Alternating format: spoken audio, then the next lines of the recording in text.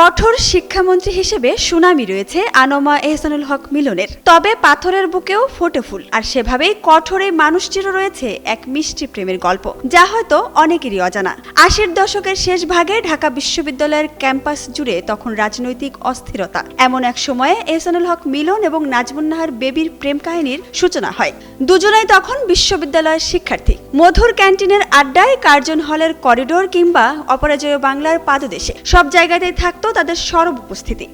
আমাদের উঠে দাঁড়াতে হবে, স্পিড, সকল অন্যায়ের বিরুদ্ধে রুখে দাঁড়ানোর এনার্জি পার্টনার। কখনো রাজনীতিতে কাঁধে কাঁধ মিলিয়ে করেছেন সংগ্রাম, আবার কখনো একসঙ্গে সামাল দিয়েছেন ব্যক্তিগত জীবনের চড়াই উতরাই। ২০০১ সালে প্রথমবার যখন শিক্ষা প্রতিমন্ত্রী হলেন, তখনকার এক সাক্ষাৎকারে মিলন বলেছিলেন প্রেমের বয়সেই প্রেমে পড়েছিলেন তিনি। জানান একাধিক প্রেমে বিশ্বাসী নন। বলেন প্রেম জীবনে একবারই আসে, আমারও এসেছিল, তার সাথেই আছি। ফুলার রোডে নিভৃত পথে যার হাত ধরে হেঁটে বেড়াতেন, তার হাত ধরেই কাটাতে চান বাকি জীবন।